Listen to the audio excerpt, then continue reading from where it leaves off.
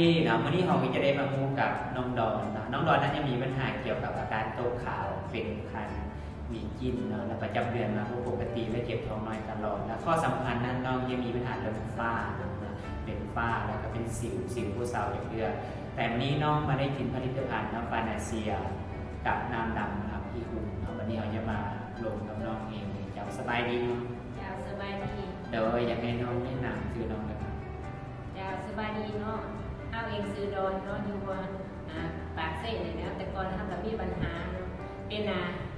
ประจำเดือนมาบ่ปกติแล้วก็เป็นน้องขาวคาดเนาะแล้วก็มีกินมีปัญหาทางภายในแต่ก็มีปัญหาเรื่องเจ็บท้องน้อยเนาะเวลาสิมีประจำเดือนมาแล้วก็มักเจ็บท้องน้อย เจ้า แล้วก็มาได้พอผลิตภัณฑ์เนาะก็คือน้ำดำกับฟานาเซียตัวนี้เนาะ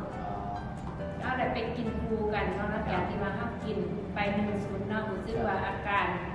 โต๊ะขาเนาะแหงลบแต่ก็เข้าเลยกินต่อเนื่องไปหอดเดือนหนึ่งเนาะเดือนต่อมากแต่เข้าเลยมันก็แบบว่ามันดีนะแบบว่าถ้าก่อนจะประจำเดือนมากปกติเขาสิเจ็บเนาะแต่ว่าเขากินผ่านไปก็2 สูตรบัดประจำเดือนมากแต่มันกับโบเจ็บเนาะ จ้าอ๋อน้องหลังจากที่น้องกินดีได้เห็นว่าน้องปณินามเห็นว่าหมู่น้องมีเป็นคือน้องแล้วก็เป็นลิซิดวงทวารเนาะเห็นว่าน้องว่ากินแล้วมันเศร้าเนาะเรา แม่เนาะเอากินเศร้ากินดีแล้วเขาก็ยังมีหมูเนาะคนหนึ่งที่ว่ามีปัญหาเรื่องท้องน้ำไม่หมดรูเนาะในการที่ดิสรวงนะจะเป็นดิสรวงนะเขาก็เลยแนะนำให้มันกินเนาะกินน้ำดำกับฟานาเซียเมื่อกินไปก็ได้เดือนหนึ่งเนาะรู้สึกว่ามันที่ว่ามันขาดไม่หมดรูมันเป็นหนามไหลออกมาใสๆเนาะจากนั้นเนี่ยกินประมาณ1 เดือนเนาะแต่ก็อาการมันก็เศร้าดีขึ้นเนาะ แล้วลิซิดวงไม่เป็นยังไงมันว่าคุณเราฟัง ดิสรวงจะเป็นแบบว่าเวลาเขาถ่ายออกมามันจะเป็นติ่งอย่างอยู่ในตรงนั้นเนาะ กินแล้วรู้สึกว่ามันไข้ขึ้น แมน และหลังจากที่นั้นมาแล้วเรามีเห็นผู้ชายว่าเห็นน้องว่ามีผู้ชายนะเป็นลิซิดวงทวารหลังจากนั้นก็มากินคู่นี้หนำเนาะเห็นผู้หญิงสาวแล้วมาซื้อให้กินนะแล้วลิซิดวงเป็นยังไงเนาะ แมนน้ำปกติเนาะฟานาเซียก็ชื่อแหละแต่ว่าเป็นไม่ยิ่งเป็นเฉพาะไม่ยิ่งเนาะกินได้เนาะแต่ว่ามีผู้หนึงเนาะเป็นผู้ชายแต่ว่าแล้วมีปัญหาเรื่องดิสรวงคือกันเนาะแล้วเราคือว่าแบบว่า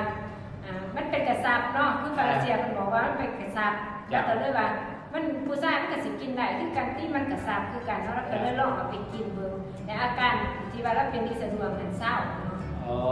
เนาะเจ้าอันนี้คือแชร์ประสบการณ์นะที่น้องเพิ่นเป็นแล้วเพิ่นมากินนะมากินแล้วเพิ่นไข้ขึ้นแล้วก็มีหมู่นะแต่ว่ามีน้องรุ่นน้องแล้วเพิ่นก็เป็นเป็นเกี่ยวกับรุ่นลูกนะแล้วก็มีลิซิดวงทวารนะหลังจากที่กินแล้วเพิ่นเศร้า